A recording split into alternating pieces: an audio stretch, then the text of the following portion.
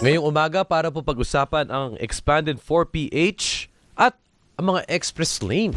Makakausap po natin ngayon, makakasama po natin live in studio ang Senior Undersecretary ng Department of Human Settlement and Urban Development, walang iba, Yusek Ed Robles. Yusek, maraming salamat po. Magandang umaga po sa inyo. Hi sir, magandang umaga po at magandang umaga rin sa mga nakikinig natin. Alright, so muli po as a refresher, ito pong expanded 4PH na programa ngayong 2026. Kung ako po isang kumbaga tatay, nanay na breadwinner, paano ko po ba ito ma-avail? Paano ko po ba siya matitake advantage itong programa na ito? So ngayon po, yung naging programa natin is about beneficiaries. So dati kasi more on more on developments, more on high-rise buildings. Ngayon po naging beneficiary-centric tayo. So ang naging objective po ng ating kalihim and ng ating presidente is to recalibrate the program. So ngayon po kung tayo ay mag-a-apply, pupunta lamang tayo sa mga Pag-ibig and DSUD regional offices para makita po ninyo kung ano pong inventaryo ang meron kami and then kung ano po ang gusto nyong bilhin. Opo. Yusek, when you say beneficiaries, mas kung pwede pa po natin mas ma-define further. And you said pag-recalibrate, diba? From vertical, ngayon naging iba yung approach. Paano na po ito ngayon? So ang programa na to, yung expanded 4PH program natin is nakakater po siya talaga sa mga income deciles 1 to around 8. So ang ibig sabihin nito, ang nakaka-afford nito usually yung mga sa mabababang income brackets. So ang DSUD, ang responsibilidad niya is to provide this socialized housing project para po makiter po natin at mabigyan po ng mga pabahay ang lahat po nitong mga nasa income decile 1 to 8. Okay. So when we talk about the income decile 1 to 8, more or less po, ano po yung mga value po ng mga bahay na, pwede tayo dyan? So, bali, nag-usap po tayo with DSUD, DepDev, and of course, in coordination with Malacanang, meron po tayong sinet na mga price limits. So, para po sa pagdating po natin sa mga pabahay, umaabot po tayo sa vertical 1.5 to 1.8 million. Yan po ang limit ng price ceiling na tinatawag. So hanggang dyan lang ang maximum na pwede mong i-price para po ma-meet natin yung affordability standards na create po ng DSUD po. Kapag sa horizontal po housing, sa horizontal naman 850,000 to 950,000. Pwede pang mas mababa. Opo. Yun lang po ang maximum na price. Opo. Tapos Yusek, pwede na pong makwento sa amin. Of course, vertical housing, 'di ba? Kapag magtatayo ay magre-reference, isa po sa mga success stories at least is Singapore, 'di ba? Kapag dating po sa mga HDBs, they call it, na talagang dinevelop nila sa outskirts ng kanilang bansa. Yes. Nakita natin yung ganong klaseng case study. Dito po ba sa Pilipinas, ano po yung naging kumbaga feedback or at least yung naging epekto po kapag when we implemented that kind of program? So nung una po, ang naging programa natin was basically to concentrate all our efforts into creating these condominiums, right? Yes. So nung na-create na natin itong concept na to na gagawin natin na lahat ng mga in-city or within Metro Manila na mga projects, ang naging sole focus nung programa nung former secretary is to create these vertical units. So nung medyo na-realize natin na parang masyadong ambitious yung project, nag-course correct tayo. So nagpasok po ng bagong secretary, si Secretary Aliling, and in coordination with sa ating Presidente Marcos, ginawa nila ng bagong programa. So yung bagong programa na ito, pinalawak nila. Hindi lamang sa vertical tayo maghahanap ng bahay, gagawa tayo ng bahay sa horizontal, sa pag-provide ng mga community mortgage program, sa presidential proclamation. So marami pong ginawa na kaya nga po tinawag ulit na expanded siya kasi pinalapad po natin. So basically kung familiar ka sa finance, ang tinatawag nila dito is more on qualitative easing tinatawag nila yon. So bali ang parang nangyari is dinirisk natin. So pag dinirisk mo yan, bumalik ka sa mga alam mo na mag-work na mga instruments. So sa pangyayaring ito, ang ginawa natin, NHA, bumalik ka sa paggawa mo ng mga resettlement programs, gumawa ka ng mga pabahay mo, SHFC, bumalik ka sa programa mo, community mortgage program, trabahuin natin to, i-enhance natin. So lahat po yun, binuksan natin lahat ng avenues para ma-provide natin yung kailangan po ng ating mga kababayan. On the ground, Yusek, culturally, ang Yes. mga Pilipino gusto pa rin bahay. Kapag ako ay mapag-iipunan, paglalaanan, dream, ang pangarap ko magkaroon ng bahay. Kaya rin po ba, isa rin po ba yun sa mga dahilan kung bakit kahit papaano nag-shift tayo to horizontal? Yes, opo. Ang sabi nga ng Malacanang is build homes, build happiness. No? So, ang ginagawa namin ngayon is really to create more affordable homes.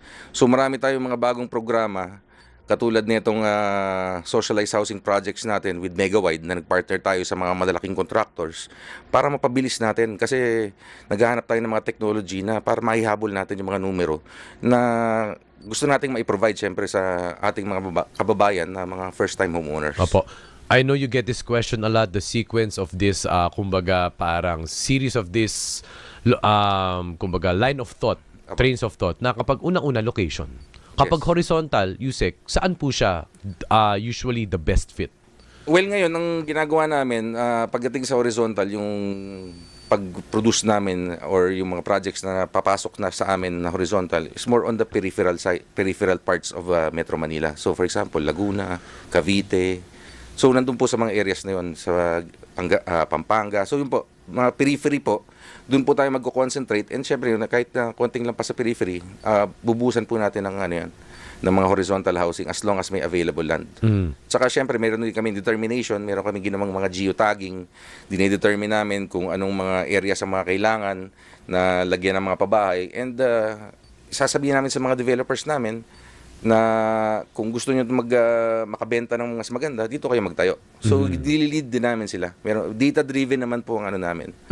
More on the fundamentals, bumalik kami. Opo. So, yun po ang naging ano namin. Katulad po ba, Yusek, syempre, hindi lang naman kailangan meron akong bahay, kailangan malapit din ako sa trabaho. Yes, of course. Malapit ba to sa papasukan ng anak ko? O may ospital ba dito? Meron bang Center of Commerce dito po sa kung saan man ako lilipat? Paano pong This goes pag-aaral without saying doon? po, kasi nasa batas naman po natin. Yes. Na pag may mga socialized housing units tayo, dapat po may kaakibat po itong mga paaralan na malapit, hospital na malapit, sa malapit din siya sa mga commercial areas, maganda yung daanan. So lahat po yun, kasama po yun sa ano namin, sa project na tinatawag. Kamusta po yung feedback ngayon ng mga mamamayan natin na, uy, pwede pala expanded 4PH, may horizontal, pwede ako magkaroon ng bahay. Yes, so far sobrang happy ng mga tao kasi ang dami na po namin na isyong community mortgage program. Ito po yung mga associations, ng mga housing, HOA kung tawagin, na nabigyan na namin sila ng mga lupa para magkaroon ng magkaroon ng bahay. So dito po tuloy-tuloy po ang pagbigay natin. Every week, meron po kaming nila-launch na site. Meron po kaming binibigyan ng Certificate of Entitlements. Meron din tayong Presidential Proclamation na lahat po binibigyan na natin ng mga pabahay na tinatawag natin. Opo. In terms of, you mentioned, kumbaga, konting numero or finance po, no, Yusek, paano po ba kung ako ay maglo-loan, syempre, iisipin ko, paano ba amortization ko dyan? Magkano bang babayaran ko buwan-buwan? Baka naman mamaya, ako talagang malunod. Hindi Yes, ko mabayaran itong mga to. So, dahil po dyan, nag-concentrate din po kami, isa rin po sa mga focus ng programa na to, yung affordability. Opo. So, meron po kaming makakatulong from income deciles 1 to 3 na tinatawag natin ECMP, Enhanced Community Mortgage Program, Presidential Proclamation. Usually ito, nagre-range ito around 500 to 1,500 pesos per month. Yan po Oy! yung binabayaran natin. Yan po ang pambaba. And meron pong nilaunch ngayon lang kami na rental housing program. Ito namang rental housing program, 850 pesos lang per month ang sisingilin sa mga occupants or mga beneficiaries na makakatanggap nitong mga pabahay na to. Wow. 500 to 1,500. Usually po ang term po niyan, Yusek, gaano po ako katagal? Kung ako ay borrower, gaano po ako katagal na magbabayad ng amortization? So yung ano po nito, range nito is usually 20 to 30 years. Merong mas mahaba, merong mas mabilis na kailangan bayaran. Depende po sa inyong ano.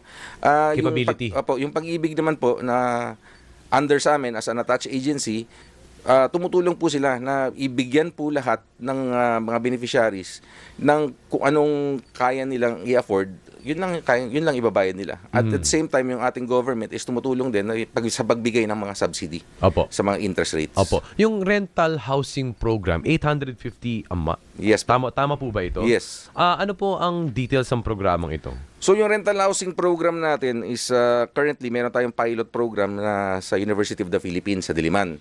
So magtatayo tayo doon ng around 15 buildings of 5 floors each. So Yung ba yun, Yusek, yung Yes. nakita akong construction sa UP Diliman? Yes, opo, oo. Sige po. So ito 15 buildings to na sisimulan natin by February, and ang mga makikinabang nito yung mga ISF po sa loob ng UP sa Diliman. So kung familiar po kayo sa Cruz Naligas, no, meron Yes po tayo po. doon. Sa Meron din katapat. tayo sa mga ibang areas na nandun na ino-occupy nila yung lupa ng UP. Opo. Doon po natin sila papatirahin sa papatayuin nating 15 buildings. Opo. So ito po in coordination with the university and the local government unit of Quezon City. Opo. To clear po, rental lang po siya. Yes, Opo. rental housing. Hindi siya rent to own. Hindi po, rental housing siya. So ang concept nito is lilipat ka doon, magre-rent ka for 5 years, and hoping na mag-improve po yung quality ng buhay natin. And pag nag-improve, pwede na po kayong bumili ng mga ng mga ibang mga housing projects na affordable naman. Opo. So parang gano'n, tatawid ka. Opo. Isa po ang at least nakikita natin dito sa Quezon City sa Metro Manila, ang UP Diliman. Yes, so But ano po yung mga challenges, like let's say if we will make them convert? Kasi maaring matagal na sila doon, yung mga tatay nila, yung mga tsuhin nila nandun na. Opo. And then eventually, okay, meron tayong programa, lipat po tayo dito. Ano po yung mga pang-entice natin, yung pang-engganyo sa kanila na okay, i-avail nyo ito? medyo po ito, no, medyo yung proseso matagal din. Yung ginawa namin, last year pa namin actually nagpirmahan with UP. And until recently, nakikipag-usap pa kami, dialogo sa mga ISF na nandun. I think yung ang feeling nila is kasi parang feeling nila pinapalaya sila. And kailangan lang ma-explain sa kanila na hindi kayo pinapalayas, pinapalipat namin kayo dito sa ginagawa na to. So kung masasakupan man namin yung area nyo, magpapatayo kami dun sa area nyo, meron kaming nakaset up ng mga modular shelter units na titiran nyo until matapos itong programa. And pag natayo itong mga rental housing buildings namin, dun kayo lilipat. So yun lang po, kailangan lang naman ng clarity of explanation pagdating sa mga ISF natin. Okay. So again, to clarify, kumbaga pit stop itong rental units na ito, Yes. i-improvein ito, tapos Yes. eventually kapag tapos niyan, pwede na silang lumipat. Tama po ba? Ganon. So, Example, Yusek, opo. So ang gagawin, for example, itong sa ginagawa namin sa UP, no, yung mga ISF na nakatira na madadaanan ng construction, kinakausap namin. Sinasabi namin sa kanila na yung habang kino-construct itong mga buildings na to, mga rental housing units natin, meron po kayong mapaglilipatan muna. So ito po yung mga modular shelter units na meron po kaming ginagawa nun for the families. So doon muna kayo maglumipat, and then paglipat nyo doon, tatapusin namin tong rental housing building namin siguro within 8 to 10 months, and then after that, doon na kayo ma-turn over na sa inyo to. Usually po, Yusek, yung mga units, like let's say, yung mga pang-socialized housing, Yes, yung opo. mga pang-rental for, well, expanded naman so may vertical tsaka horizontal pa rin. Usually po, ano po mga floor area nito? Well, ranging po ito from 24 to 32. Square meters? Yes, sir. Opo. And that can just to visualize 24 to 32 square meters, ilan po ang magkakasya? Parang two bedroom na apartment. Parang Two-bedroom ganun po yung apartment, style niya. opo. For the vertical? For the vertical. And sa horizontal naman po, may malalaki din po tayo. Umabot po ng 32 square meters. Okay. So, at least kung tayo po ay nag-iisip, kung anong klaseng pamilya yung meron tayo, may visualize po natin kung saan ba, kumbaga, tamang akma para sa aking pamilya. Pwede bang vertical? Pwede magrenta? Pwede rin namang bilhin natin to the community mortgage program. At least, mas marami po tayong options. Yusek, ano naman po yung express lanes? So ngayon po, ang presidente natin ay nag-utos na pabilisin po ang proseso ng pag-issue ng mga certificates of registration, license to sell, development permit ng mga developers. Kasi ang nasa isip nito, kailangan natin pabilisin ito para makapagpagawa ng mga bahay na mabilis. So, ang sabi ng presidente, pagaanin nyo yung proseso, pabilisin nyo yung proseso. So, kami po ay nagpatawag, 2 weeks ago, nagpatawag po kami ng meeting ng mga iba-ibang ahensya na involved po sa process neto. And we're currently discussing kung paano natin pabilisin at tanggalin yung mga tinatawag nilang red tape, di ba? Opo. So, I think medyo magiging fruitful naman ito, and currently yung lahat ng mga proseso under DHSUD, napabilis na po namin ito under the leadership of our secretary. Opo. So ang kulang na lang is yung mga ibang involved agencies sa licensing process. So ang gusto lang namin is magkaroon na tayo ng express lane para kung sabihin na ito, socialized housing project ito, bilisan natin. Bigyan natin ng priority kasi tinutulungan natin dito yung mga nangangailangan ng pabahay. Kasi Yusek, yun naman po talaga ang isang realidad. Yes, na sir. kapag, kahit ano naman yan, public or private, na kapag ang proseso is parang feeling ko na mahihirapan ako, na talagang mas naglabas pa ako, eh hindi ako maingganyo. Yes, Di sir. ba? Tama. Opo. Yan po yung idea dyan. Ang feeling kasi natin minsan parang Pinapahirapan. ba ako? Ano Opo. ba to? Baka dinidelay to? Nanghihingi ba sa akin to? So yan po, lahat po yun na under sa desisyon ng mga proseso, tinanggal na po namin yan yung pwedeng pag-isipan na nangungurakot or dinidelay para makahingi ng pera. Lahat po Exactly. yun tinanggal na po ng secretary namin. Anti-corruption po talaga yung naging isa rin sa mga naging ano niya, direction. Opo. So as of right now, lahat po ng mga proseso namin streamlined na po at lahat optimal na. So work in progress pa rin po ba? Tama po ba ang, kumbaga let's say, basic requirements? Ano po yung mga at least what you can disclose? Na okay, kung ako mag-a-avail na nito, ano na yung mga pwede kong paghandaan? Well, as of right now, ang nangyari, nung start po nung taon, nag-declare po yung aming secretary na within 10 days marirelease lahat po ng mga license to sell, certificate of registration, na nagawa naman po natin. Pinabilis po natin lahat ng mga proseso. Kung may mga pending po kayo, i-approve na namin kaagad. As long as compliant po tayo. Kung ako po ang borrower, ano po ang mga basic requirements na kailangan kong paghandaan? Well, kung ikaw po ay borrower, punta lang po kayo sa Pag-ibig. Meron po tayong list of requirements doon. Ang i-assess lang naman nila sa'yo is kung kaya mong bayaran yung monthly rate. Wala na po itong down payment. Hindi na po natin kailangan dito ng collateral. Kung may problema po kayo, medyo maliit po ang kinikita nyo, hihingi lang po sila ng co-borrower sa inyo. So, pinagaan po talaga natin ang proseso para kasi yung Pag-ibig, nagbebenta rin sila yung mga foreclosed property nila. Yes. Binibenta nila as in 40% nakasubasta na. Yes. Para Opo. sa lahat po ng mga gustong bumili ng bahay, first time na maski kailangan hindi natin masyadong afford, mabibigyan natin sila ng pabahay. O nga po, balita ko nga po yung fire sale ng Pag-ibig. Kakatapos lang nung December. Opo. Abangan na lang din po natin. Shoutout din po sa mga kaibigan natin mula po sa Pag-ibig. Thank you po sa inyong suporta para po sa mamayang Pilipino. Panghuli na lang po, Yusek.